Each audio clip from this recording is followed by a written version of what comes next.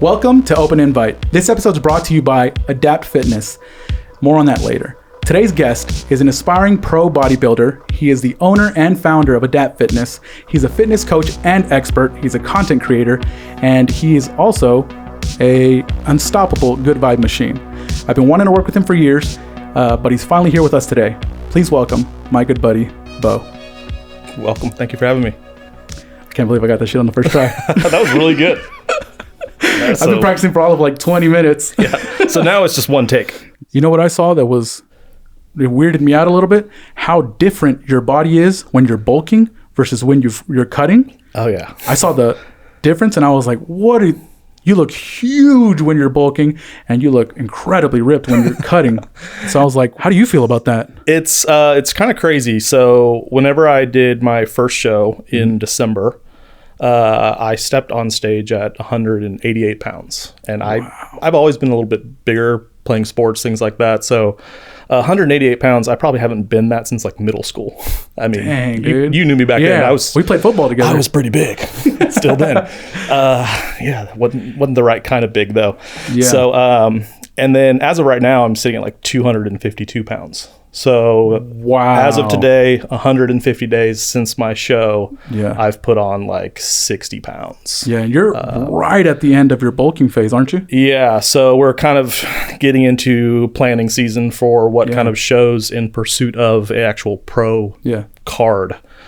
So I haven't even mentioned this to really anyone, but you mentioned it today on your episode. Yeah. Ooh. At the very end. Yeah. I watch your content, just so you know. I figured you do. You don't comment enough, but it's okay. That's true. And I don't watch all of them because I get confused because of the thumbnail. Yeah, that's true. 60 pounds, obviously a lot of that is water weight. Mm-hmm. Hopefully as much of it as possible is muscle. But it's, you feel it. Yeah. You know, you walking up the stairs. It's very difficult because when you're so lean, you don't think about like, you're such a low body fat that like even the bottom of your feet no longer has fat on it. So like every step you take hurts. What? So you're wearing. Do you have two separate shoes? One for when you're bulking, one for when you're cutting? Oh yeah, these are my bulking shoes because I like even putting on socks sometimes. Like I can't bend down all the way to like get my socks on. If you guys could see him, I hugged him right now when he just got here. This guy is freaking huge in person. You should see me. Like the other day, I, no joke, had to ask my girlfriend, like, hey, can you help me put my sock on? Before. I was like, we're in a hurry. If you want to get this done quickly, you're going to have to bend down, get on a knee. You know, it's 2025. Surprise to you, she pops out a ring. Oh, it was in my sock all along. How did you know? So it's a whole different world when you don't have any body fat on your feet. Yeah. And so everything hurts then. And then now it's just like, getting out of bed feels like cardio sometimes because you're just not used to moving 250 plus pounds. Does it just feel like you have a weight vest spread out across your whole body? Yeah, I mean, I used to do a lot of like cardio with a weight vest, so it doesn't feel as bad as that because it's so concentrated, but it does feel like everything you do is just a little more inconvenient to where you don't want to really do anything. And there's always this sweet spot in between where you just feel like you are the most athletic individual and no one should ever try you ever. Yeah. And we're beyond that point now though. So I'm looking forward to here in the next couple of weeks starting to cut down and kind of get back to that. Like, how far away are you from an actual show? We're kind of deciding on that right now. There's a lot of options. I have a show in mind that is like basically the American Championships. So like, kind of a big deal, but nice. I have to qualify for that. So I need to find another show to essentially qualify for that show and then be able to, go and beat everyone. Is there specific shows that can qualify you for another given show? Yes. And so that's what I mean by like, you kind of have to work your way this is deep. Up. And so it's a bit of a process. It's kind of a bit of a cash scam too, because you gotta pay your dues, you know? You can't just go, to the Mr. Olympia, which is the Super Bowl of bodybuilding, and just show up. Even if you were like the most perfect body and physique, like you have to put your time in. So let me ask the normiest question. Have you met C-Bum? No, I've been compared to him enough, but I always am like, you know, it's from like the side or something like that. How do you feel about comparisons?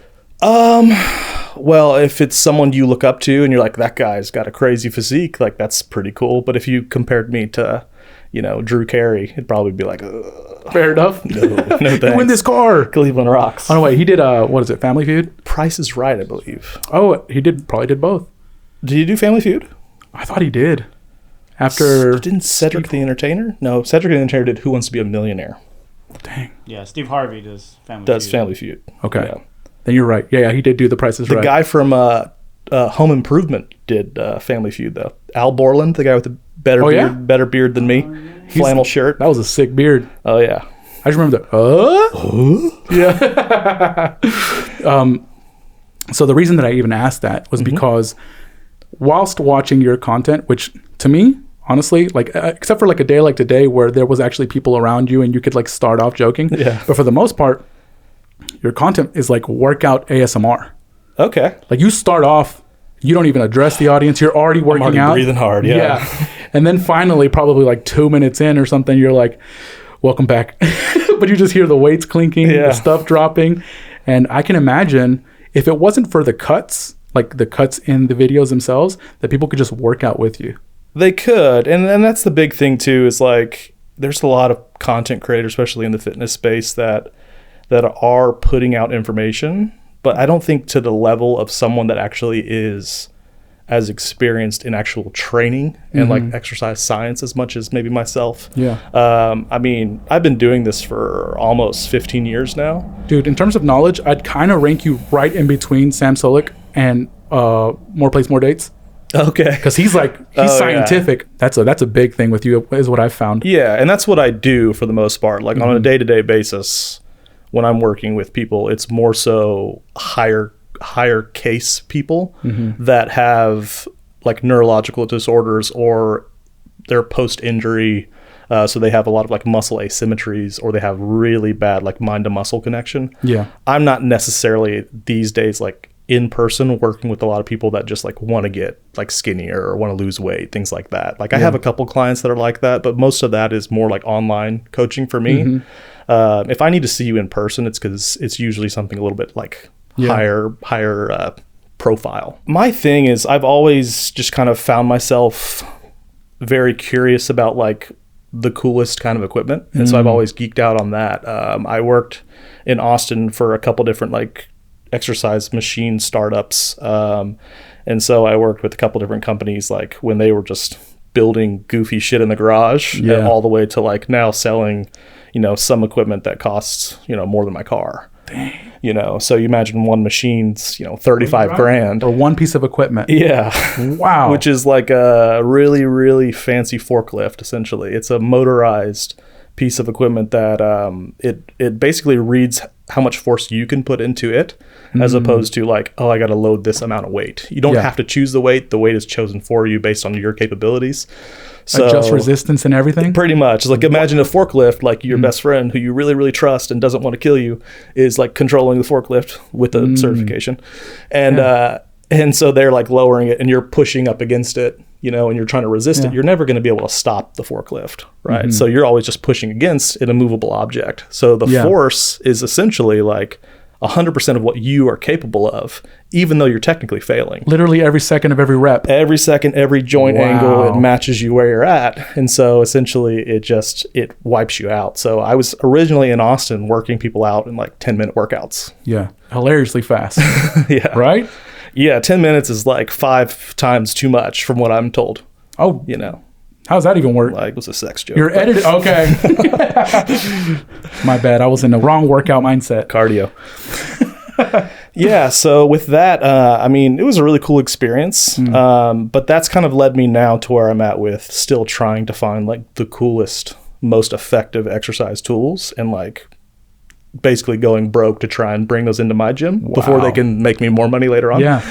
But yeah, so Dude, even in today's video, you were talking about a piece of equipment that pros are going to be using soon.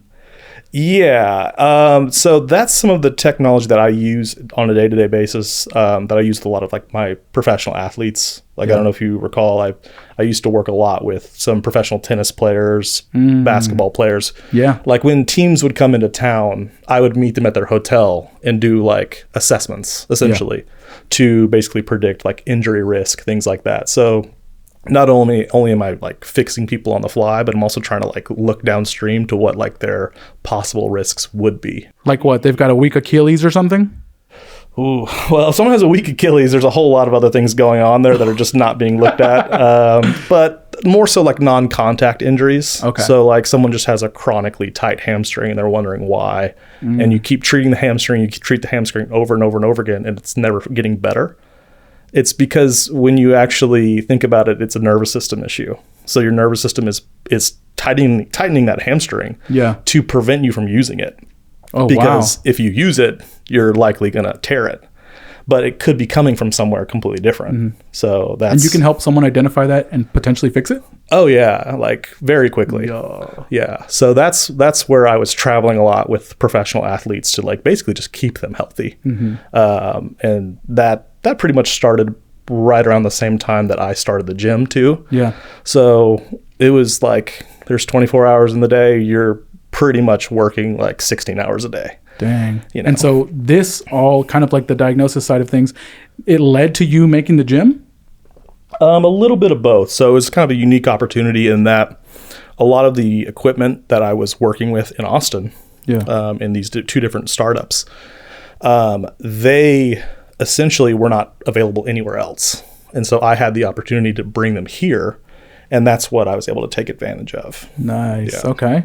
I think a lot of businesses kind of take on the identity of whoever their owner is. And so, like I said, I'm not really just a meathead. I'm a muscle nerd is what I would call it more so. And so like while someone that doesn't understand, doesn't know, like doesn't live and breathe the lifestyle as I call it, you would walk into my gym and it kind of looks like, okay, it's like every other gym until you actually start like working out there and you feel the difference. And you feel the difference in terms of, oh, this machine's really smooth, or it feels like really strong in this certain phase of the motion that feels really good. I don't know why that feels so good. I've never used a machine that feels this good. You know? You've got no basic equipment in there. We have some pieces that I just really like. And that's the kind of cool thing of, you know, I can buy a machine just because I like it. I don't necessarily have to care if whether like my members or clients like want to use it. So there definitely are some pieces in there that are kind of just for me. Oh, cool. And so what I was going to ask was, is the gym, like in terms of like, let's say percentage, what is it like is it the main part of your operation? Is that the thing you're focused on the most?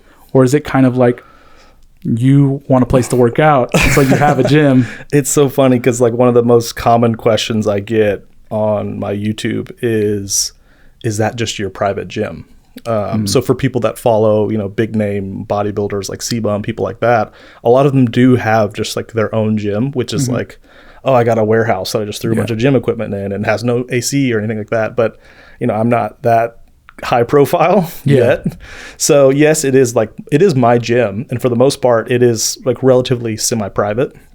I don't really advertise a whole lot of like memberships or things like that because I really want the main focus to be like the personal training clients, the people that I'm catering to and working with.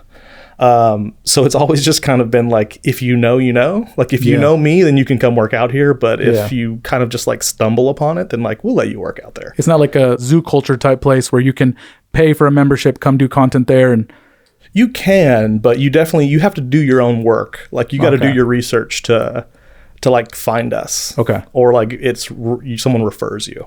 Gotcha. Okay. It's kind of like a little hush hush. How do you feel about that? Because I approached you like years back and I was like, yo, dude, I'd like to come do some like film for you. Almost kind of like what Sarah Safari and Bradley Martin are doing now, where they've been doing it for a little while. It's just like actual gym life, like vlogging and stuff like that, but like also live streaming. I think everyone thinks that their life is probably more boring than it is. So like, I think where my hesitation with that has always been is like, I'm not really doing, like, I think a lot of people think that what I'm doing is really cool, but I guess it's just because it's my everyday. And I'm like, why would you want to sit here and watch me eat 6 times a day? And so it wasn't me, it was you. It was a me thing. Yeah. Dang. It's imposter syndrome for sure. It was me this whole time. No, it's not you. Look what I had to build in order to get you here. I know, and it's really just funny because you asked about, like, is this my main focus, right? And, you asked me maybe 6 months ago, like 100%, like, still working, 14 hours a day, things like that on the gym alone. But now I've just built like such a good team of people that I can kind of just like, okay, now y'all like go play, and like I can kind of geek out and do my own thing. Honestly, I'm kind of just really focused on like me now and the whole bodybuilding thing. And, just kind of pouring into the things that I'm really like interested in right now. Dude. And I've some of the people that work with you there, or I don't know if they're called your employees or what, but some of the faces are incredibly familiar to me. Like I saw Jeremy in your video today. Sure. Yeah, he's definitely one of our top trainers for sure. He's been licensed and able to practice with some of the like more exclusive technology that we use. But he was just someone that like was always going to the gym. And it was kind of like one of those situations where you keep showing up for the job that you want. Nice. And like he never even really let me know that he wanted to, but I was like, hey man, like you're really good at this. Like you really like the way you train yourself. Have you ever thought about training other people? And he's like, actually I've been working on my certification, and like I was gonna kind of ask you like, hey, could I shadow you and things like that. And so I was like, yeah, you start like tomorrow. Yo, that's what's up, man. Yeah, it's just you gotta pave an opportunity for yourself because, of course, no one really knows that you're out there seeking it. Yeah. I had a mentor who had kind of said like, in the training industry, you have cooks and you have chefs. Okay. And so your cook is someone that they can follow a recipe. They do what they're told. And they never have any issues. Do what you're told. You do what you're told. Conor McGregor. And then, you have chefs who like, you give a chef, 5 ingredients and they'll make you a world-class meal. And you're like, how did you do this? From some chewing gum and asparagus, Yeah. But they just make things happen. Gross. Gross, but asparagus flavored chewing gum. Was the gum already chewed? Gross. You'll never know. Dude, you know who called me today? Which funny enough that you came here, but he called me a little while ago. Drewski. I was actually going to say, because he's the one that got me drinking these. He's like, it tastes like Dr. Pepper. And I'm like, him and I grew up together. Does it actually? I've heard about that. You want a waterfall? I'm good for now. Okay. Thank you. Act like we haven't done it before. I don't know what you took today. Let's cut to a clip. That was actually pretty good. You would love it. The last time that we saw each other in person was at Drew's and Paula's wedding. Yeah. Dude, that was super funny. Yeah. And I got another wedding coming up, and I was telling Cass, my partner, who you met, she was like, we have to find you new clothes, like all new clothes. And I mean, like, I live in a gym, so if it's not like comfortable clothes, I'm like, I don't know what to buy. You might have to buy the suit on the day. I was literally just telling her, like, can you just like give me like a list, and like, can we just go do this, or like make me a cart on some sort of online, and we'll just. But no, at this point, you definitely have to try things on, which is a pain. But yeah, I can imagine. Yeah. How often does your weight fluctuate? Does it weight like day to day? I'm probably on average for a good while. I was gaining about 2 pounds every week, and now it's probably closer to about 1 pound a week. Okay. So me and like a newborn baby are pretty much growing at like the same rate right now. So you're freaking. What do you call these things right here? Oh, those are shoulders. Delts. Delts. There we go. Yeah. You got a baby on each one. Little baby head on each one, dude. We call them the pumpkin delts when you get the good like groove separation. Oh, yeah. The ones that like they have in animes and stuff. Yeah. You watch any animes or anything like that? No. What are you into? I mean, I'm so basic. I'm just so like Dragon Ball Z, and that's pretty much grew out of television at that point. Okay. I've never really been that big on television. I grew up pretty much like your parents just kick you out of the house when the sun comes up, and they don't want you back until the sun comes back. Or comes down. So you're an outside boy. Yeah, my mom like she had this bell, and it was like she'd ring the bell, and like that's when it was time to come home. Were you just on the street? No, I mean, I was at like Drew lived 2 streets down. We'd go skateboard. We'd skateboard all day. Yeah. And then my parents, they were very trusting, maybe a little too trusting. Like it wouldn't fly in this day and age.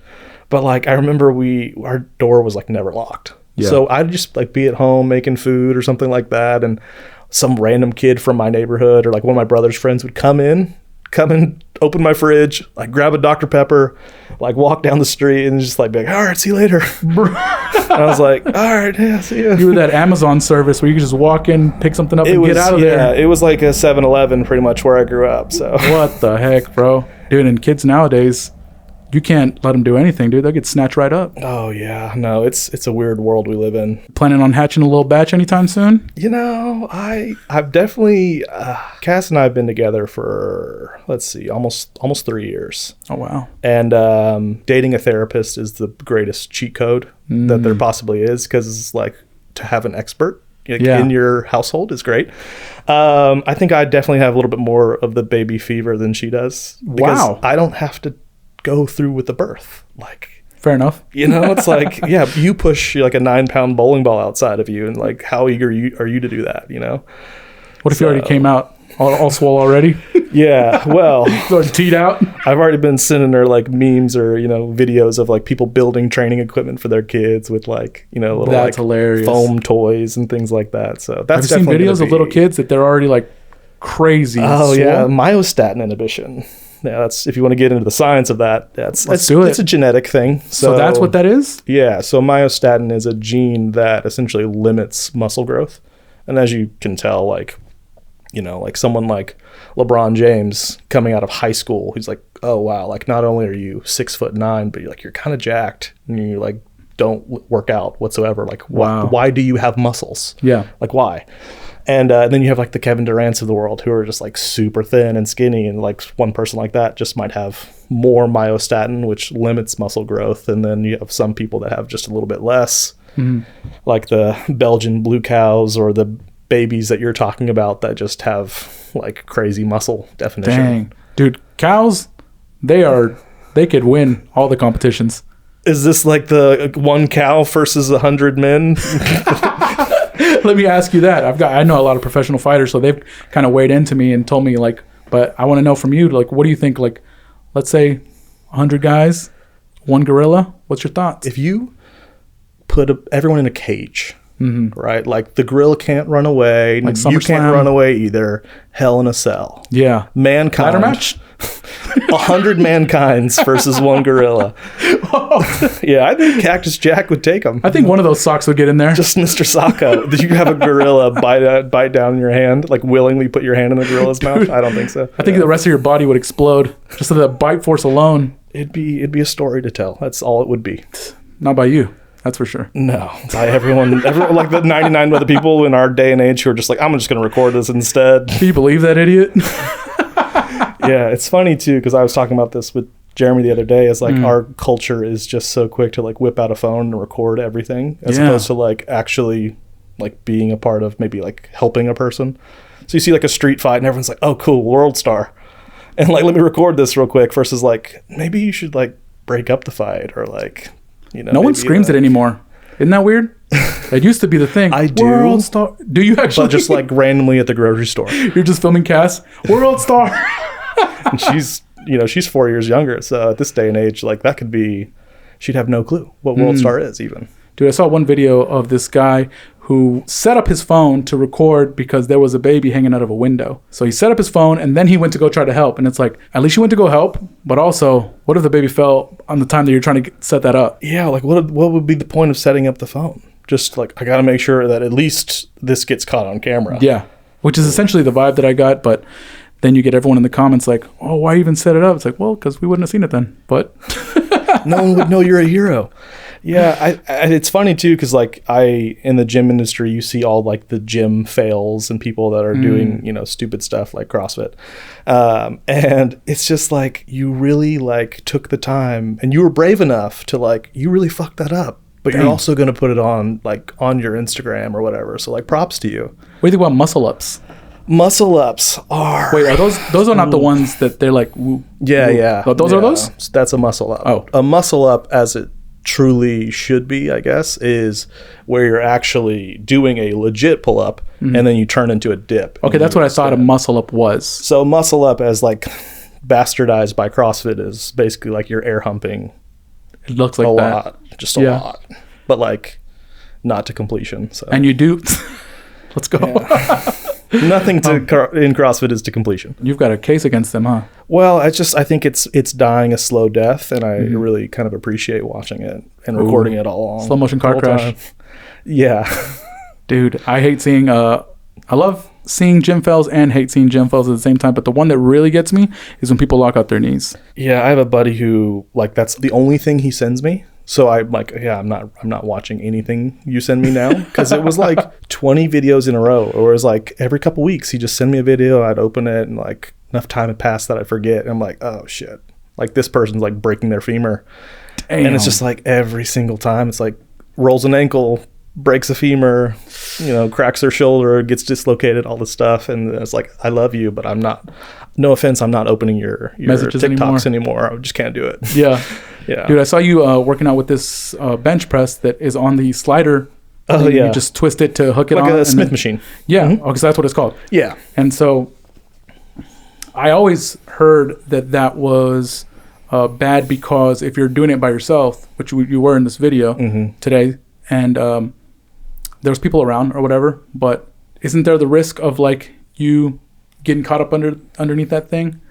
There definitely have been people who have done some stupid things and win stupid prizes. Yeah, I mean, like there's a girl who she used her Stanley Cup as like a cue of like when to stop in a squat, and then she failed, and then the Stanley Cup like boom, basically seemingly looked like, sodomized her, but like, it was underneath her? The straw disappeared, and people were just like... It's like that video of the cat that jumps up and its anus goes inside the freaking straw of the Stanley Cup. Exactly. That's what happened to her.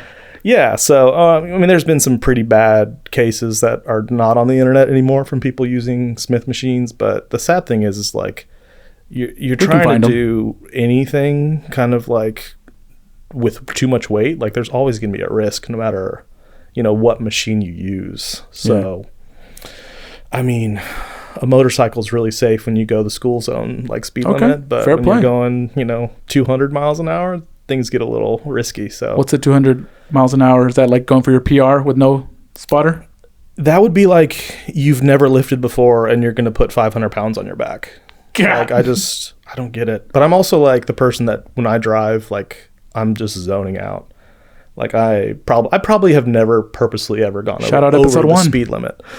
Yeah, we talked about that in episode 1. Yeah. I'm just like trying to get home, but I also am like I'm in the gym industry, so I don't like traffic doesn't really exist to me. I wake up at like 4 a.m.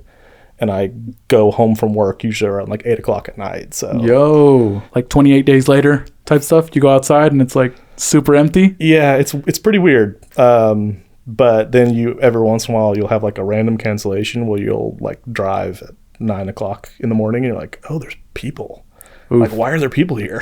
Dude, it's like when you went to college for a long time and then you went back into the regular cities and now there's kids everywhere. Yeah, I love to just use my elder privilege and just like complain about youths like being out in public. Like, why are there kids here?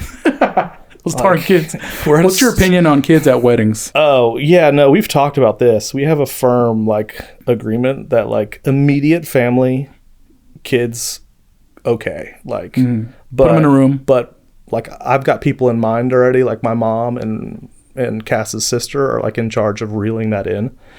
Because I will trip a child if you try to mess up my wedding, for sure. Oof. Yeah, and if you were like, sorry, like we have to bring our kid, it's like... You're not coming to my wedding unless you're like my best man or equivalent. Like, don't bring your kid. Damn. I can say that I agree. Yeah, it's just why are you here? You're not going to remember it, but I'm going to remember that you ruined my wedding. So don't come. You know what? Can we do a change.org petition to prevent kids from going to movies? From movies. I have a better one for you. Actually, I think movie theaters should have subtitles. Interesting. Yeah. Why are there not just subtitles on everything? I actually hate subtitles. I knew it. I'm trying to see the image. I'm trying to see what's happening, and it distracts me. It brings my eyes down. It takes away from the actual like beauty of the cinematography. Movies should just tell you like my eyes are up here. Yeah, quit looking at my subtitles. Maybe if there's like 3D glasses where if you put those on, the subtitles appear. See, but the thing is like, so even like Sinners, great movie. Have you seen it yet? Not yet. Ugh, you do this for like a living. How do you not have you not seen this movie? Is Michael B. Jordan in that? Michael B. Jordan and Michael A. Jordan are in it. He plays 2 roles, so that was the joke. He plays twins. Tight. And the filmography, cinematography, whatever you want to call it, whatever is a real term. Like they talk about movies, películas. They talk about the process of like one character who's playing 2 characters and like how difficult it is for them to hand something to themselves. Ooh. So like he's like smoking a cigarette and then like hands it to his brother / himself, and they were like talking about how like this is cinematic gold. You have to go see this movie for just this one scene, and because Ryan Coogler was like, this is the hardest scene I've ever filmed in my entire career. What the heck? Yeah, because he had to film it like so many times to make sure that like it lined up. Yeah, you're lining up. We've got a couple of actors who've done something like that. Like it's just like Eddie Murphy's been doing it for years. Like, you're right. You know, Medea. Hercules. I forgot about all of this stuff. I was thinking Tom Hardy in that one where they're like brothers, Irish brothers. Then I was thinking, was it Split? No, it's not Split. It's the guy from Split, but he's playing that one character that has like a lot of different characters. Like I always forget his name. Please, I want to see your Kanye collection. So many. We did a chat. Wait, no, please. I want to hear your Kanye West album. James McAvoy. James McAvoy. There you go. Professor Xavier. Right in the flesh. Yeah. Do you think there's a possibility that you might have autism in some form? I've been told this, yeah. Because when I'm listening to you just stream of consciousness, when you're just explaining the moves that you're doing and why you're doing them, it's like it just rolls out, dude. And I'm like, how does he pack all this knowledge in there? Yeah, I don't know. Maybe it's just like so much repetition. Like it's not that I practice it like well, I'm going to say this and this. It doesn't seem scripted at all. No, I can't because I can't read. So like reading's pretty tough. I just figured that like all of this knowledge was your trains / airplanes / elevators, whatever it is that people focus in on. Dinosaurs. Yes. Dinosaurs and trains. Do they exist? I've always been curious. I think I've always been very passionate about what I'm passionate about. When people go home from their job that they do to make money, they will like, oh, I'm gonna throw on Netflix and watch like a show. Like I go on YouTube and I'm just like putting on like training videos, like educational videos. That's how I like unwind. When did you link up with your new coach?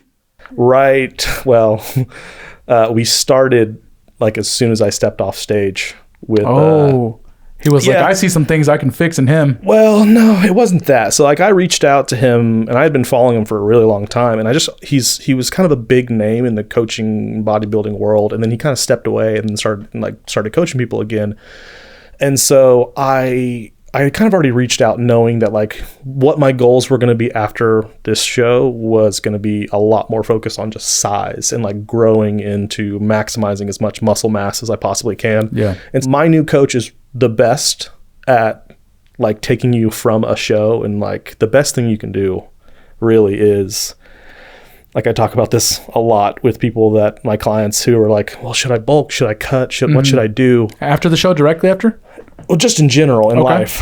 And realistically, like the sad answer that most people don't want to hear is like, if you're a man above 12% body fat, you probably should always just be cutting. Just like at all times. Just cut or maintain. You don't need to bulk. Yeah. Because that doesn't exist for you. you just don't bulk. Like you don't need to. Yeah. So you get down to 12% body fat or lower. And obviously when you're stepping onto a bodybuilding stage, you should be well below 12. I think when I stepped on stage, I was like 5.5. Dang. Yeah. Again, for how long were you 5.5? Well, too long. So I actually had the biggest issue I had with my previous coach is that I actually just lost too much muscle mass before getting on stage. And so a lot of that was in my legs, which like, if you remember, like me in the gym in high school, things like that, like legs is all I ever wanted to do. Dang. I would just squat with all the seniors whenever I was a freshman, and I was still like lifting more than them. And I was just like not even counting, just like going to failure on like the leg press with as many weights as I could. And just like, you don't like, I did not be like super politically correct, but there's like, you know, the R word strength that people talk about. And it's like, it's kind of a thing where like, if you just don't worry about like, oh, this is a lot of weight. Yeah. You just do it. You just do it, and you just were like, oh wow, like I lifted that. How much was that? And then someone tells you, and then you're like, oh, it's ruined. You just perpetually have mom lifting a car off her kid's strength. Pretty much. Like I run into so many people who are like, they can't bench press 315 pounds, which is three plates, but they can bench 310. And it's like, okay, that's just a mental thing. Like you see 3 plates, and you're like, I can't do it. Bro. And they just get stage fright. Have you seen that video of that kid who, he's an Asian kid, and he's doing the bench press, and he's just going, he's screaming, and he's like, go, go, go, and he's screaming. He finds his exact PR. No, I haven't seen this. He barely gets it onto the actual rack, and it's just like he finds his exact PR. Let's pull that clip up. Come on. That's so valid. Let's go, Yanya. I'll send it to you. This is Joe Rogan level. We're about to watch a video at the same time. We thought about it, but I thought it would take too much away from the conversation. Yeah, and if I truly am autistic, which we'll find out later, I would get so distracted. We'll update you. Yeah. It's like, did you ever watch any of the original like Funny or Die stuff with Will Ferrell? Yeah, dude. Like their first video, they have the landlord, which is like the little baby landlord coming and like complaining about the rent. And it opens up with the 2 main creators. I think it's Adam McKay and Will Ferrell. And they're sitting, and he looks over to Will Ferrell and he goes, oh, my dad's test results came in. And he goes, oh, yeah? And he goes, he's gay. It's a miracle that I'm here. So results are pending. Yeah. So dang, dude. Imagine. You grow up and you find out you already have a whole family. You took a test and your dad's gay. How does that work? It's like, wow, my 23andMe tells me my dad's gay. Oh, man. The way that your YouTube channel seems to be structured, it seems to be like very pointed at having a community going. Yeah, I mean, I think that one thing I definitely miss from working with as many people in person is like the community aspect of constant like human interaction. That's why like COVID was the worst. You're like doing, like Zoom video trainings with people, and I'm just like, what do you have? They're like, I have an ottoman and a yoga ball. Yeah, and I have a dog. I have a Yorkie. Does that work? I was like, a Yorkie? Well, sell that. Buy some dumbbells and let's go. How many dumbbells you can get for that Yorkie? So for my YouTube, really, it's like, I mean, I like to work out. I think I told you too, like I've never done anything with like video, film or anything. At this point, you're getting pretty good, man. So I was just like, I'm just going to film something that I'm doing all the time. Yeah. And kind of have it as this dual thing. Like I'll, fuck around on YouTube, learn that maybe.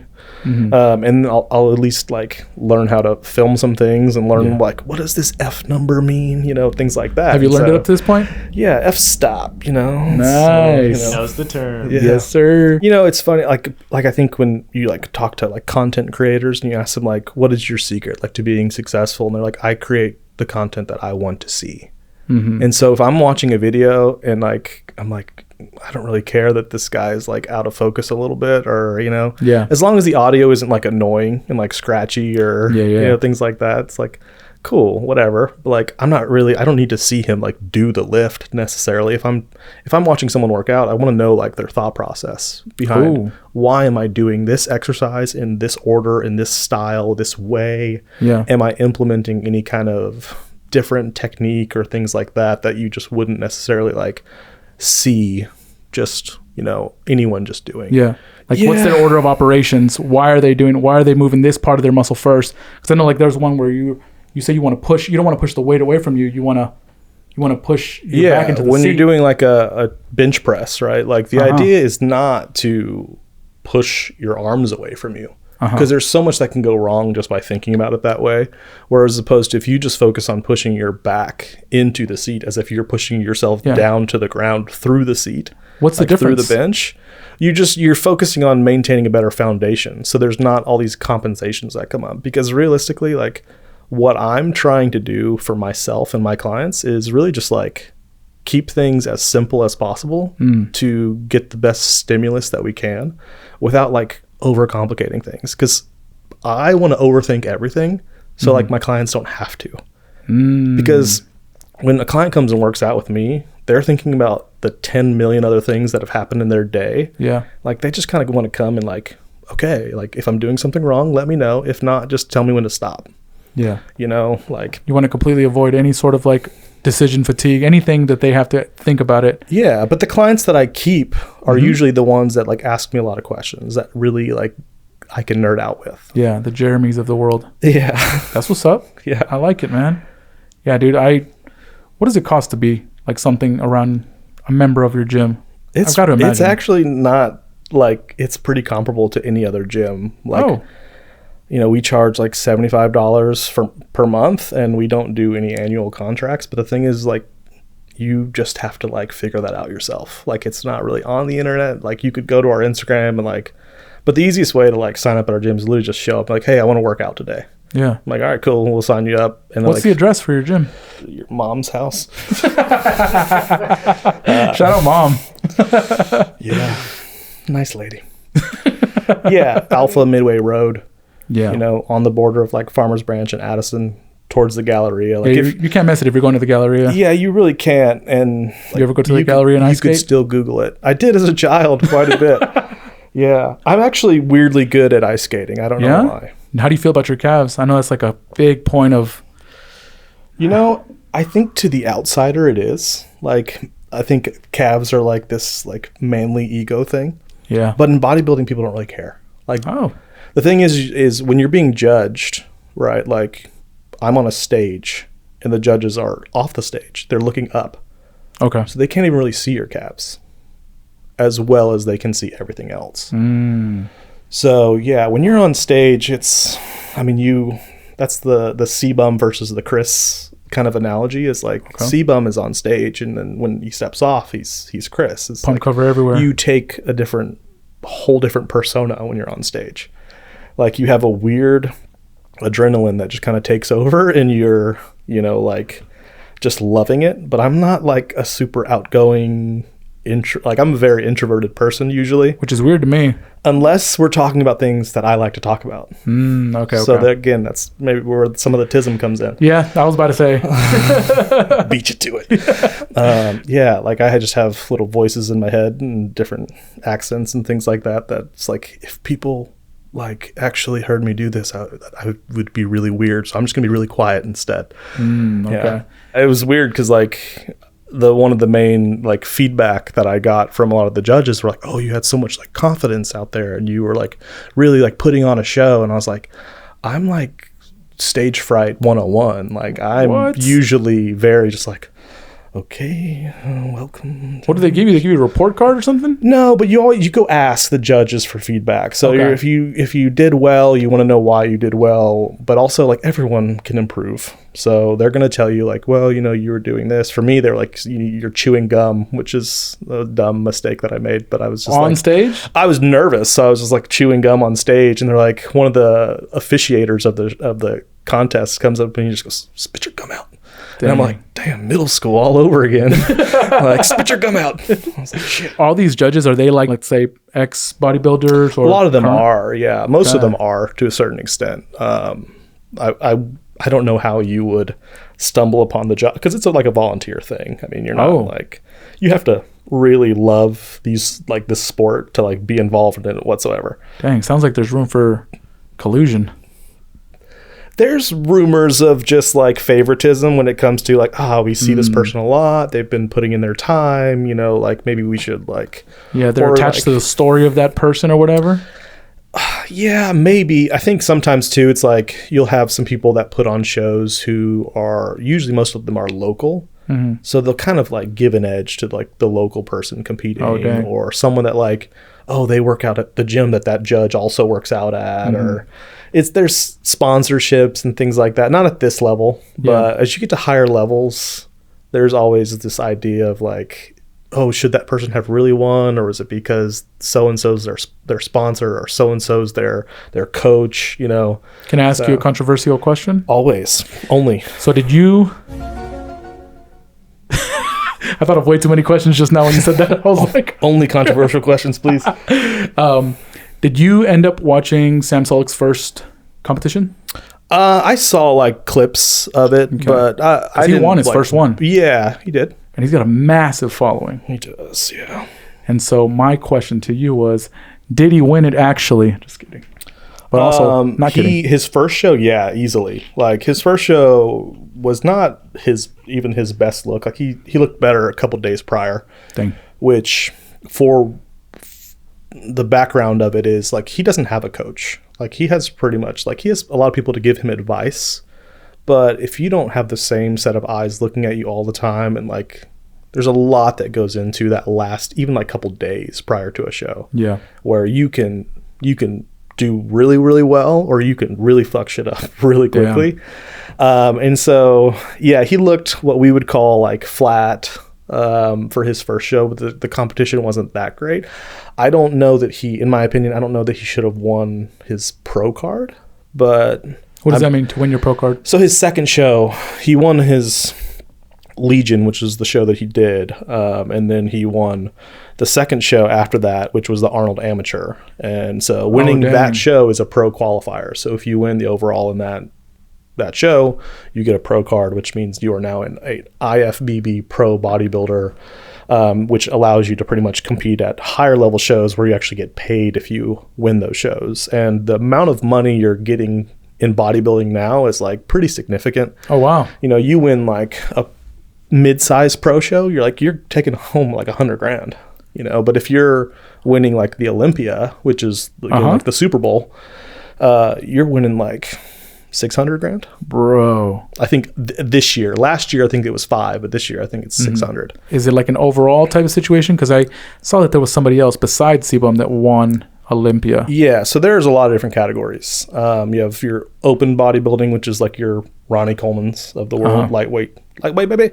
Yeah, baby. Yeah, buddy. When you answered the phone call, I'm like, yeah, buddy. It's like a nervous tick. And then C-Bum's in like the category of what we'd call like classic physique, which is meant to kind of bring back a more attainable, quote unquote, look. Kind of like the Arnold era of people that like, yeah, you have like, you know, nice shoulders, nice arms, nice chest, but like your waist is still very thin. You've got good legs, but you're not like 300 pounds. Like it's meant to be a little bit more actually attainable. Yeah, I mean, no. Yeah. Not obtainable by any means. Like C-Bum is the GOAT for a reason. He like the category is built for him. So now that he's retired, like it's such like this debate of like, well, who's gonna like take the throne now? And it's like, well, if he was still competing, it would still be him. Like there's no doubt. Like he's just like genetically. Everyone's fighting for second place right now. Exactly. Like you're trying to fill a mold that like you just can't fill. Yeah. It's like Cinderella's like glass slipper. The example that comes to mind is like when John Jones got do you know anything about UFC? I do. So when John Jones got like stripped of his belt, and then DC, Gustafsson, all of these fighters fighting for the heavyweight belt, or the light heavyweight belt, but you've never beat John Jones. Yeah. No one's ever beat him. Yeah, because he's only been disqualified, right? He had that one elbow disqualification. Yeah. And that got overturned now. Yeah. So now he's like actually undefeated. So then could 100 John Jones that is beat a gorilla? Where you want to take it, that question. You know, I asked the welterweight champ of Peak Championship. He was a former welterweight champ. We talked about it all, and I was going to ask that question. Okay, you know, heavyweight level, because now John Jones is heavyweight level. Heavyweight level, championship level, UFC fighters, essentially asking John Jones. And then he still hit me with the no.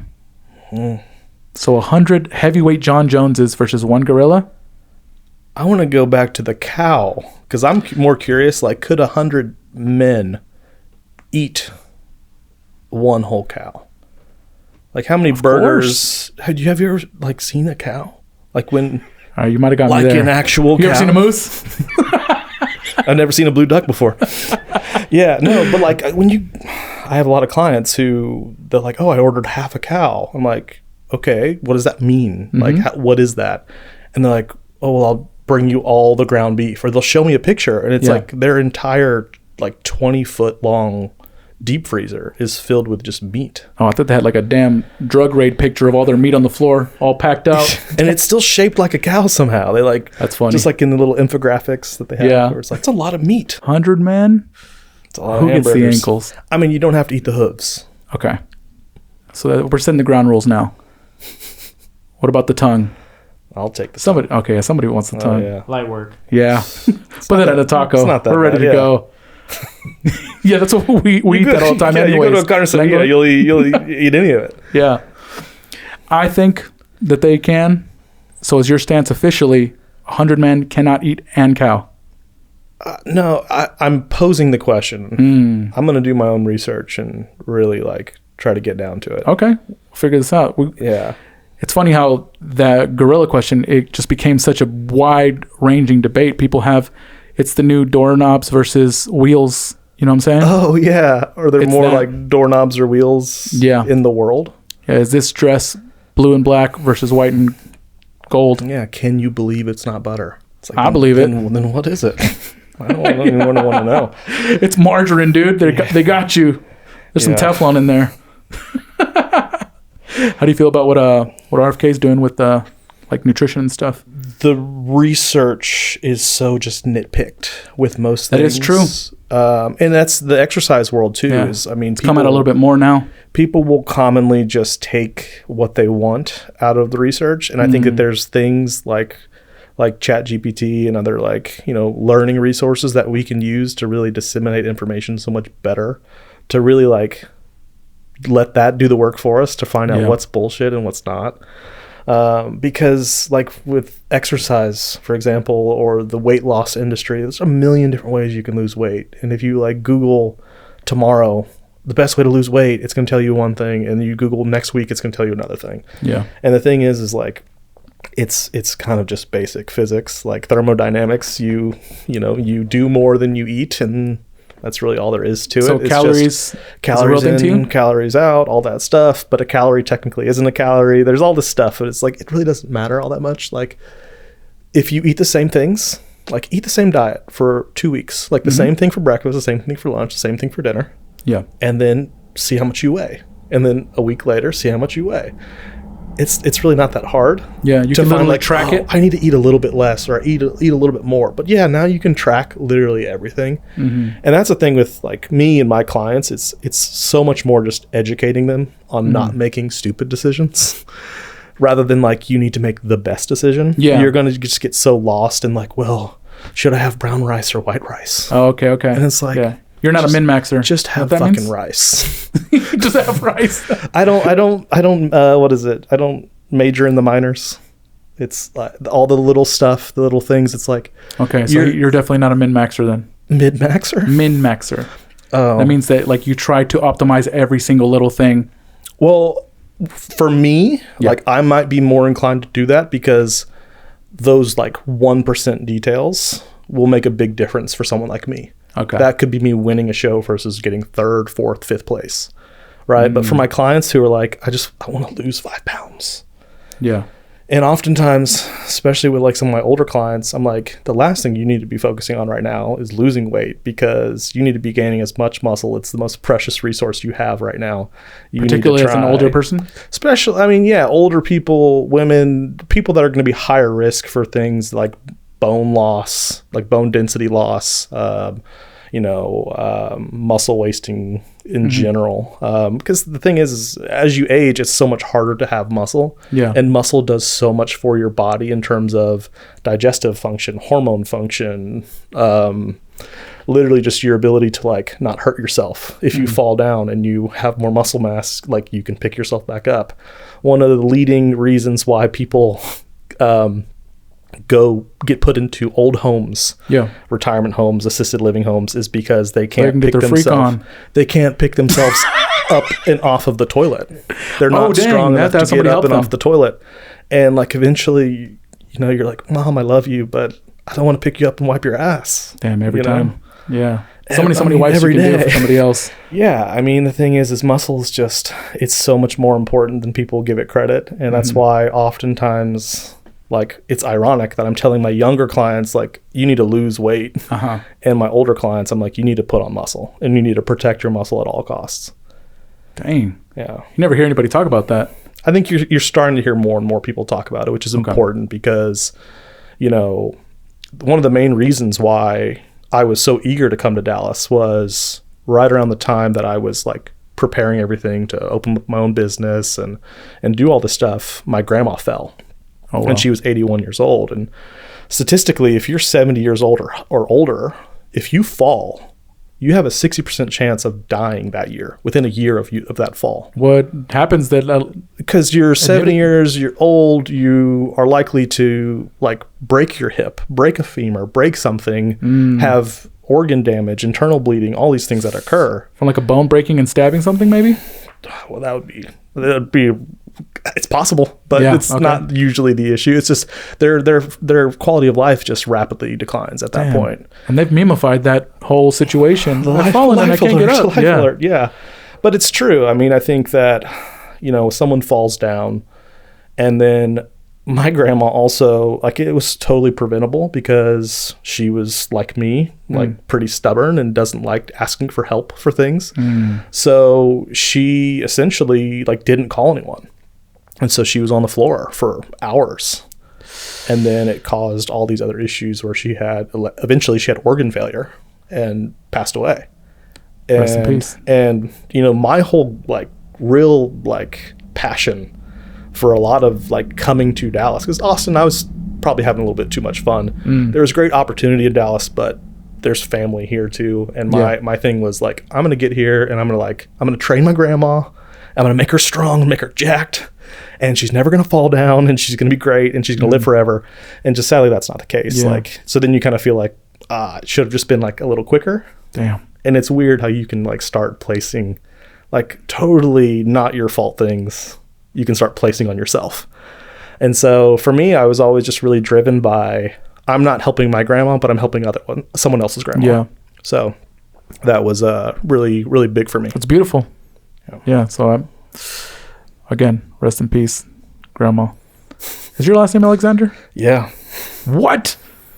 You have 2 first names. Yeah.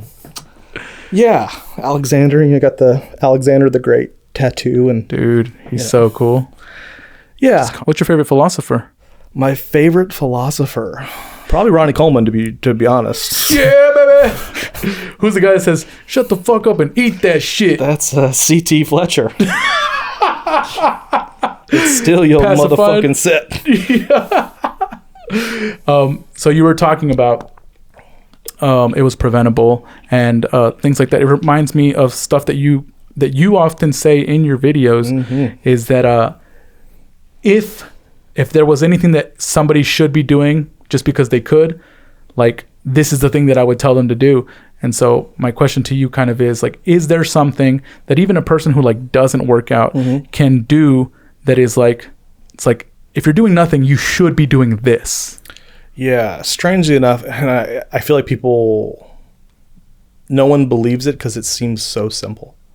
But you would really not believe how much of an effect, like, just walking every day. I knew it. Like, it's the most boring response. I don't even do it. Like, wow. Because I would much rather lift like a ridiculous amount of weight than just go for a walk. But like, if you're not going to the gym, it's free to just go take a walk, and it's not that hard. It's just it's pretty cool too. Yeah, it's go very. But the thing is, it's great for your mental health. It's great for your physical health. It gets your body moving. It helps you process nutrients so much better, so you don't have as many digestive issues. And those are all things that, like, especially with right now, how much food I'm eating is very important. Like, do you walk after you eat? Yeah, I do. My my girlfriend calls them my fart walks. So you get out and you walk the digestion. Can you hit me with one real quick? Gets me every time. Classic. But yeah, the fart walks are crucial. I'm glad I asked about that, because I was thinking about it today as you were talking about, like, if there was one muscle you should warm up, like, warm this one up every time it doesn't get sore. That's the big thing too when it comes to exercise, is like, there's so many rules. Most of the rules don't matter, honestly. It's like you getting up and going to the gym when you don't go to the gym. Yeah. Like, you just going to the gym is already a habit that is so valuable. Is you just getting up and doing that. Yeah. Like that pattern disruption of like, oh, well, my friends want to go out to the bar, but I said I was going to go to the gym. It's like, how often are you like letting yourself down? essentially. And that's what I'm really big on is I'm so much of training, so much of the gym is psychology more than anything. And that's why, again, like dating a therapist, like this is the shit we geek out on, you know, at the dinner table is like, she'll talk about her clients and like, not her clients. Like I can't know intimate details. We'll take this part out. I can't know intimate details, but she'll talk about psychology and like principles of psychology and how to heal like your nervous system. And I'm like, wow, that's so weird. Like I tell my clients that all the time because like what I'm doing all the time is I train really from the perspective of your nervous system is like first. So what is your nervous system actually allowing your body to do? You know, so if you got that, you've got nothing. If your nervous system, like, right. So if you're a paraplegic, you know, me just telling you like, you should really move that leg, it's not going to happen. Right. But like if your nervous system is, you know, fully functioning and things like that, like there's a lot we can do. It's the funnel to the moving world. Yeah. It's like, okay, sometimes you're trying to, you know, fill up your kiddie pool, but the hose isn't on. So like you got to turn the hose on and then we can just turn the hose on. Turn the hose on. Hop out of bed. And so I mean the mental side of things is probably what honestly even just like keeps me so focused. Like to me, I always say even if I'm really sore, for my mental health, I'm going to go to the gym and I'm going to do something. I might just go to the gym and just stretch. I might just go to the gym and just like walk around. You're saying that even just being there is already like miles ahead of just not going. Yeah, because it's kind of just like having routine, really. Like for me, I love the gym. I love also it's my gym. It's like my happy place. And so me it's going there, bro, and like saying hi to people and like making, you know, small talk and, you know, vacuuming, taking out the trash, things like that make me feel like I'm checking the boxes, and I'm not making promises to myself that I'm not going to keep. I'm always doing things that are always like making me a little bit better every day, at least. You know, and just and even maintaining the gym is part of that.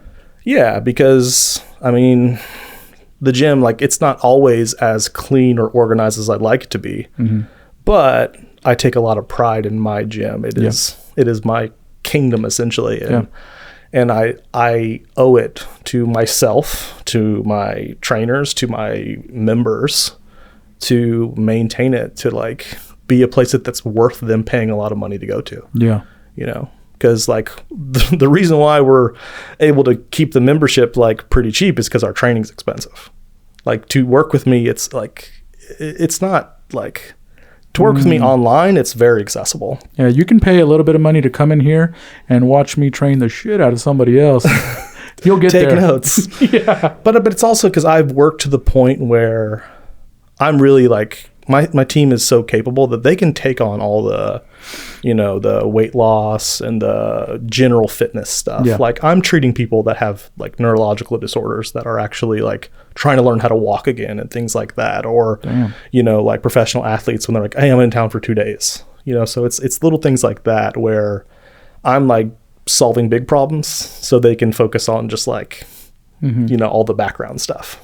That's the big thing about what we do is I try to just find for my team, like diversity is everything. So if we can't all learn from each other, if you're not bringing something new to the table, it kind of creates a redundancy. Because if someone just comes in and they know everything that I know and they don't know anything else, it's like, well, you need to go learn something because you're not like, you can't really exist. You can't be complacent here and you're not going to replace me. Nice try. I wish. So I didn't have to work so much, but dang, dude, imagine if you could replace you and then you just hands off. I jokingly and sometimes not jokingly always say like, I'm just constantly trying to fire myself from my own business. So I'm trying to recreate you in the aggregate. Yeah. The AI version Moneyball? of me. You ever seen Moneyball? Oh yeah, it's been a while. But well, that's what they're trying to do. They're trying to recreate Giambi in the aggregate. Play a clip. But they had Jeremy and Jason Giambi too. So it's like, which Giambi are you trying to create? Fair enough. Jason. Jason was the better. That's right. Jeremy was the one that got traded away after. Yeah. Damn. Yeah. I think Jeremy stayed in A. They traded Jason eventually, but it's baseball. The Yankees, you know. Whatever. You said you haven't. It's been a while. Sounds like you know the movie. I played baseball long enough that I remember it like in real time. So, That's right. You did play baseball. Yeah, I played a little bit of football, everything. Played Football, baseball, pretty much everything but soccer. Damn. Yeah. Even basketball. That's right. Basketball. Shout out Jaime. Yeah. You still talk to him? I feel crazy. Every once in a while. Yeah, dude, what he's doing as a dad is just the most impressive thing to me.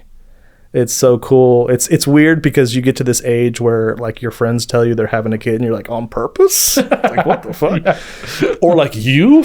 Yeah. Because you remember like how they were in middle school. But then you're like, wow, like you see are little Jay such a good go up and down the dad. court? Yeah. Dude. And that's the thing too. Like I'm the youngest of 5. And so I always say like, it's so cool to see your siblings become parents and like be the best parents ever too. Cause yeah, then you get to be like an uncle and you give the kids back when they're annoying, but like they deal with that shit 24/7 and they are on top of it and they're just like, it's so impressive.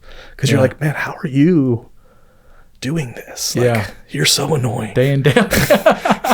But these little kids love you. They don't know any better. Yeah. They feed them, right? They've got a Plato's cave. Just that's their parents. Yeah, I only just want to do the fun stuff. Like, I just want to, like, I'm going to throw you in the pool and then I'm going to run away. Yeah. Yeah. I don't want to have to pick you up for soccer practice. Yeah. Well, I heard that once you do cross that threshold and you have your own kids, that, like, there's just, like, a switch that flips and you're just, like, you get it now. Yeah. It's interesting because, like, you know, you think about what is just, like, genetically intuitive. Like, what are we just, like, hardwired to do versus what do you learn? And the more and more I'm like talking to my friends who are parents, I'm like, so like you probably really like listen to a lot of podcasts about parenting, books, like all this stuff. And they're like, no, you just kind of like the kid is there now. And like you kind of pick up on trends of like they cry and then check this. Do they need food? Do they need water? Do they need, it's like having like a Tamagotchi pet, you know? Yeah. It's like, oh no, I forgot to water my kid. I heard you're not supposed to give water to babies before they're 6 months or something like that. Yeah. I heard they'll freaking die. I think it's Gremlins. No, I saw a meme actually, and it was like growing up or adulting is like having a Tamagotchi pet, but the little idiot that you're trying to water is you. Wow, dude, that's deep. It's like, oh shit, I forgot to like pay my taxes and feed myself and practice mental health and self-care and all this stuff. So and inadvertently, it's all affecting the kid. Yeah, it's just downstream. Like, as long as you're taking care of you, the kid's probably going to be all right. Yeah, I mean, there's so much that goes into that, and I do kind of geek out on like psychology and things like that, obviously, which is pretty much like when my girlfriend and I had our first date. It was like a 6-hour long lunch date, and it was pretty much just like me asking her a bunch of like psychology questions. And the lunch date turned into a dinner date. Yeah, like the dinner like, get crowd the hell out of this buffet. was rolling in. I was like, I guess we should probably go. And like, I was just lucky too. I brag about this too. I was like, there was one server in the back, like, these people won't get out of my fucking section. No, I was a server at one point, so I was like, I paid the guy, and I was like, hey, like, you know, we're gonna probably be here for a while, so like, let me pay you now and like leave whenever. It's cool. But yeah, like, we just sat there for 6 hours talking about psychology and things like that, and I'm pretty sure she probably just was like, this guy is so weird. Does he like really just want me to be his therapist, or does he actually like, is he interested in me? So yeah. She ever hit you with that line, I'm a therapist, not your therapist? Well, I know better than that too, but Good. like, it's very common because I'll talk about like, yeah, my mom said this and blah, blah, blah, blah, blah. And she's like, I can't say anything about that. She's like, I have my opinions. Your mom is my patient. I'm going to keep them to myself, you know, things like that. But what smart, we will Cass. Cass is the GOAT. She's the Let's best. go, dude. She's taught me so much about how to be an adult. Finally. Let's go, dude. You're growing up. Yes, you have to at some point. What is that age? To grow up. When do you have to actually leave the nest? So this is actually something I'm a big, like, might be a controversial topic, but you know, they talk about men and women maturing mentally at different rates. Of course. A big thing that I believe in actually is men should redshirt. What does that mean? So boys, Okay. they should start school a year later than women do. Okay. girls. The reason because like when you're graduating high school, as a man, you're thinking like a 18-year-old kid, which the average 18-year-old kid is an idiot. And you have no clue what to do with your life. But like when you're really thinking about like comparatively, that's like if a girl is graduating at 18, the maturity level of a boy is really like 15, 16 years old. Yeah. And you're expected to now like, I want you to go to this college. I want you to sign up for these student loans. I want you to choose what you want to do for a living. And then all the while, like you have no clue what you're doing. You just do what your dad does or what your friends are doing when you go to college, or you don't even end up doing what you signed up for in the first place. Like how many people actually go to college and then don't ever do anything with their degree? You know, that's most people these days, or they don't even finish, right? Like the dropout rate is like 80% of dropouts are like men because they're not ready to actually like make those decisions and go to college, while women are much more prepared. Right. So women are graduating at higher rates. They're now getting better jobs of equal, like, you know, not of equal education, sadly, still. Dude, you know what's probably a testament to it sounds like a hypothesis that you've kind of come up with and developed? It's facts. But yeah. It's facts? Well, something that would kind of prove that point is that, like, whenever high school sweethearts, whenever they split up and the girl goes to college and then the guy goes into the workforce, like, that's almost virtually guaranteed to be a failure of a relationship. And the reason for that is because the girl goes to university and then she meets guys that are a lot more impressive than... Yeah, because they're more mature and they're actually ready to be, you know, at that same, you know, level to have a actual stimulating conversation with somebody, right? As opposed to like you sitting there with your high school girlfriend and she's just watching you play Halo. Yeah. You know? Shout out Halo. You two know exactly what we're talking about. But you see that too when older couples get divorced. It is much more affected on the man. The men in those relationships do far worse and have a greater percentage of suicide post-divorce because men don't really develop and maintain true community, especially as we age. We lose friends, we don't gain new friends. Women are much better at developing community and maintaining community, especially over the long term. And so what happens is, you know, you're 65 and you get divorced, probably pretty old at 65. You probably just stick it out at that point, but say you're 50. Yeah. You get divorced. Hank Mardukas every once in a while. You know what I'm talking about? We still never talk sometimes. My best friend. And Robbie. There you go. Pinkies, bro. Pinkies. Yeah, but so like, you know, it's something that we don't really think about as men is I was talking with, you know, one of my friends today about men's mental health. And one of the things is, you know, like if you were to sit there and tell your friends in high school that you're like depressed, they would be like, that's gay. Yeah. Like, don't talk to me about what that. A gay ass. Like, go talk to your mom about that. Yeah. You know, but like now I think the culture shifted. People need to realize, and I try to always create this space for my friends too, because I've gone through my stuff with, you know, depression and things like that, where it's like, man, I wish I had friends to talk to. Or I wish I had a partner that actually like understood, you know, at the time. Now I do because it's what she does for a living. But, you know, you have so many people who care about you and like they just don't know what you're going through, because as a man, you kind of like you pick yourself up, you dust yourself off, you rub dirt on it and you continue. And so it's something that I think that not enough men really feel comfortable talking about, because there's almost this idea that we've gotten used to of, if I told you my problems, you couldn't handle them. If I told you my problems, you can't help me fix them. They're my problems. Yeah. As opposed to, I think oftentimes when are you talking about man to man? Men to men, men to women. I mean, there's a lot of men, especially like a lot of my friends that I talk to, they'll come to me before they come to their partners. Yeah. Because I'll hold space for them. I'll sit there and I'll listen to them. Yeah. You know, because that's what I'm now trained to do. Yeah. But, you know, it's such a rare thing to even be able to talk to your parents about you being depressed or you being suicidal or things like that, because they'll start worrying right away. Well, not even that. Like, I've had personal experience where they try to make excuses for you. They try to say, oh, well, it's that other person's fault. I see. You know, and it's like, I realize as your kid, you don't want me to feel sad. You don't want me to feel like things are my fault. But like, yeah, I fuck up sometimes, and I have made mistakes, and I do feel really bad about them.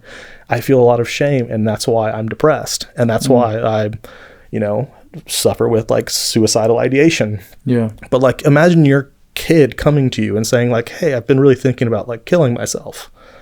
Like, you don't know what to do with that. Yeah. You know, you're like, okay, we need to call a therapist right away. But it's like, how about you just like be my mom, be my dad, like sit there and say like, hey, I realize you're struggling and I feel for you. Like, what are ways we can help? And sometimes it's just listening. Yeah. So when I'm talking to my friends, like that's all there is like, can I sit there and can I listen to you? Can I make you feel heard? Yeah. Because that's all you're lacking really in life. You go to your girlfriend and you tell her what you're complaining about, but what do you do when your problems are in your relationship? Damn. You know, who do you then go talk to? Because therapy, like I love therapy. I recommend everyone to therapy because it makes my girlfriend more money. But turn up. Unselfishly, I just think that it's not that accessible. You know, not everyone can afford therapy, but you can afford friends. You can afford friends that will listen to you, that will care about you. But it's like one of those things where like I had to show that to a lot of my friends so they could start showing it back to me. Yeah. But you have to put in the time, and you have to like tell your friends like, oh, haha, yeah, it's gay to have feelings. It's like, no. And then wink at it like, but you got them, right? But but like, tell me what's like the thing you're most insecure about. Like, what are you feeling shamed about? Why are you sad? You know, it's like, I'm here to listen to that, you know? Damn. So sounds like you've done a lot of healing, dude. Ooh, you got to do a lot of hurting to do a lot of healing. Oof. Yeah. That's some real shit. Yeah. That's real now. That's real now. Damn, dude. But I think that as a man, the biggest thing that a lot of us really struggle with is a sense of not enoughness. Yeah. And that's something I kind of talk about a lot is like, you talk to bodybuilders. Yeah. And you get, you know, back there in stage, and everyone kind of like, we're all dealing with the same thing, is most people that get into bodybuilding, it's like, why do you want to be so big? It's like, because you're tired of feeling small. And it might not be a physical thing. It might be just an emotional thing where you feel like inadequate. Yeah. Or you feel not good enough. This is one thing that you can control. The one thing you can control. And for me, it was more so this concept of like, I've worked so much to serve other people and to make other people better with what I do, like training and, you know, all that stuff and health and fitness. But it's like, when am I ever going to do something that's just for me? That I can like turn everyone else off and just focus on myself. Do you have that thing? That's what bodybuilding has been for so long. It's your one opportunity to get real selfish. It's yeah, and of course you can take it too far. You can be extremely selfish because it's hard. Like it's the hardest, in my opinion. I'm biased, but it is the hardest sport that exists. And it is a sport because there's so much that goes into it, and the things that you think are hard are usually the easier things. Like it's not the dieting. It's not the training. That stuff, dieting is easy. Training is Shut the fuck up and eat that shit. It's the funnest part. But the posing, like the practice, the cardio, the waking up, like the not being able to sleep. When you get to such low body fat, like there was my show was in December, from a stretch from September until about almost Thanksgiving time, I was like only able to sleep maybe 2-3 hours a night. And it was like not constant. It was interrupted.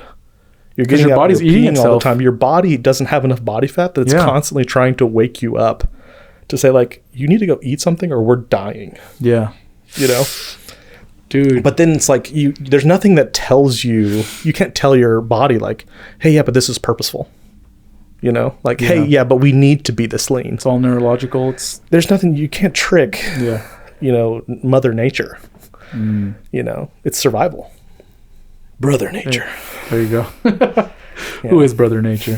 Who's Brother Teresa? Father Teresa. But so I mean, a lot of that stuff, you know, that led me into having relationship issues and friend issues where you're like, I'm so tired. I know like your birthday's coming up, like I'm just not gonna go because I can't. Like I have no energy. Damn, dude. But the thing is like you lose perspective because the things that matter that you prioritize somehow always still get done. Yep. Like you think about like, I can't go to the grocery store, so I'm going to, Instacart, or I can't go get a meal, so I'm going to Uber Eats or whatever. And it's like, but somehow you always still make it to the gym to pick up 150-pound dumbbells and like start pressing them. It's like you could do that thing because you're like, I have to do this. Mm-hmm. But the little things that like, it's your if oxygen. I drop my keys, I'm like, I guess I'm just, I guess I'm not going anywhere. I guess today. I'm just staying here today.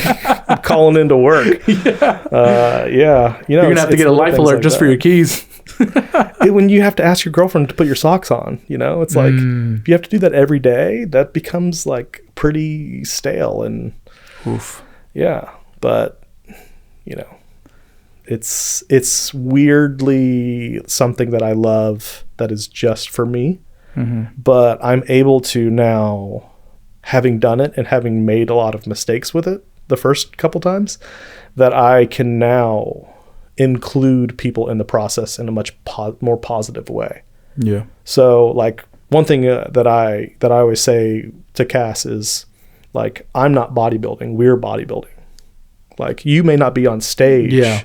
But she's helping you build your body. You're my team. You're my support. When I want to quit, you're the person I talk to. When I want to change something, you're the person I talk to. You're everything to me. She's a rock, man. Yeah. And in every way too. So, I mean, it's simple to just say it's bodybuilding, but like when you're making a decision in any capacity that is going to affect you, it affects everyone around you, especially your, partner. And so the same thing with her, if she's like going to go get a new certification, I'm like, cool. Like, how can I help? Yeah. How can I be a part of that? Can I drive you to it? Can I, is it in a different city? Like, cool, I'm driving you there. Don't worry about it. And we can talk about it when you're done, or you can practice on me or whatever. Yeah. Or you can just sit there and tell me all about it. And sometimes that's all you need. Again, is just to sit there and listen to people. They say that the partner that you choose is the most important decision that you'll make in your life. Mm-hmm. And something that I was thinking about when you were talking about kind of like the male camaraderie and like being able to like just kind of be vulnerable with your dudes is like a lot of that has taken a turn for the worst in society today. Yeah. And there's like a lot of really deep communities that like are catching the brunt of it all and really kind of sticking together and kind of just saying like, all right, forget women altogether. And it's like they've kind of gotten away from, where I'm going with this? Yeah, the red pill community. Even deeper than red pill, it's like black pill, MGTOW. You're getting into that part of the culture. And it's like, dude, I'm hearing you talk about Cass and I'm like, you start to think it's like there's a lot of people who aren't going to find their Cass. They're perfect partner. Yeah. No, I mean, little yin and yang situation. It's something we do talk about a lot because we met through Hinge, like online dating, and I'd never used online dating before, so I was like very fortunate just to like be one and done. But that's not the reality for most people, and I know that statistically, the average male has to swipe, I think, 1,000 times before they actually get a date. And I think it's like half of that 500 swipes to like get someone to just match with them. Yeah. And that person's a bot. And then you're getting ghosted too. So it's like at the end of the day, you have, what is it? The top 80% of women on dating apps are competing for like the top 10% of men on the apps. So where does that leave the rest of, again, the population is feeling left out. They're feeling alone. They're feeling not good enough. They're feeling not handsome enough, not rich enough, all these metrics. And when you think about it, it's like, well, why is society telling me, who I feel like I'm a good person, I'm a nice person, I respect women, I'm all this, all that. I work hard, I have good values, all these things. And why are women telling me I'm not good enough? Right. And it just kind of reaffirms this whole idea that you've lived with your entire life of, I'm not good enough, I'm not tall enough, I'm not, fit enough, I'm not all these things. Yeah. And it's just contributing to this general sense that the world is so lonely. Like I always say, the worst feeling you can have is to be in a room of people and feel lonely. Alone, yeah. And to be in a room of people who you know and love, and to still feel lonely. Like some people go home from college and they are at Thanksgiving table with their family and they feel lonely with their family. It's tragic, dude. Yeah. It's actually But tragic. that's the reality we live in because we don't have genuine connection. Like it's such a thing that is so forced all the time. And I'm from Dallas, so it's like I've had 30 plus years to like create friendships. Yeah. But you think about the majority of people you've met in your life, and you have really only maybe maintained friendships with maybe 2% of those people. Yeah. And because Dallas is a hub, people come here from other places, but they have to like live life first before they can come here. So they come here and they don't have 30 years worth of connections just ingrained in the culture in the city. And then, the dating apps too, they have like friend versions. Like there's Bumble BFF and things like that where people are trying to find friends, trying to find connections. But dating and trying to find friends are almost like a lose-lose situation either way. Yeah. Because like Cass, for example, she's from San Antonio. She's moved here 4 years ago or so. And her being a therapist, she talks about all the time. She's like, a common thread I hear from all of my clients is I'm lonely. I don't have friends. And it's like, why can't we all just admit that we all feel that way? That we all are feeling alone. We're all feeling disconnected. And how do we solve that problem? Yeah. Like that's what I really want to know is how do we create a sense of it's okay, like feel what you feel, but let's do something about it. And like, how can I help you?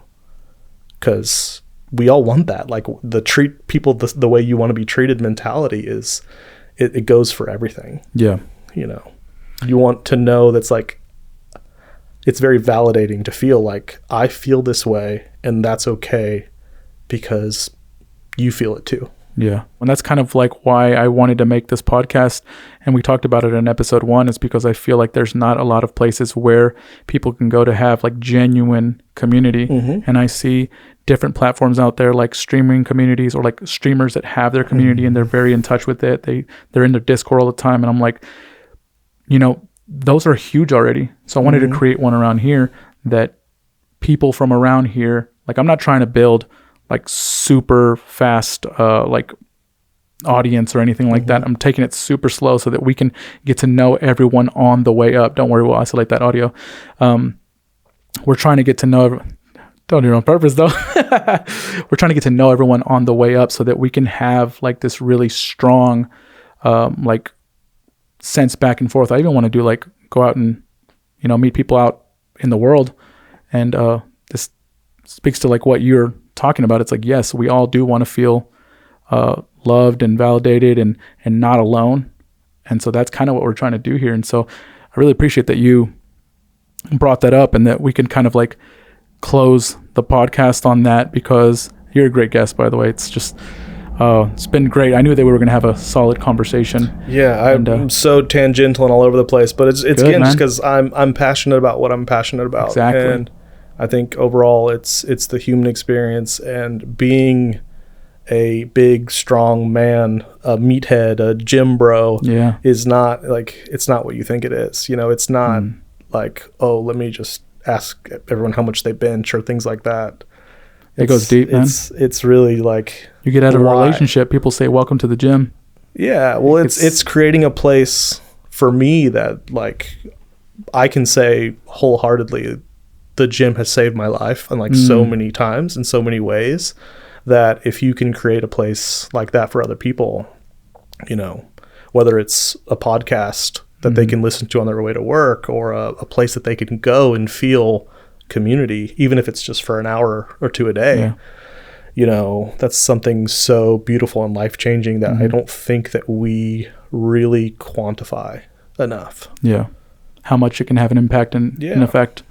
And one of the things, and I guess I could say this here, is that I've been thinking about a lot is having a live component to this, where it's like we can actually stream a pod where it's me and Andrew, and we're just, people can come and actually, or not literally live, but on stream, and they can literally like ask us questions, they can participate, and it could really be an actual community. Yeah, doing some like Q&As and stuff. That would be really cool.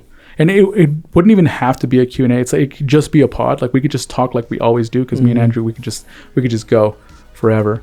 And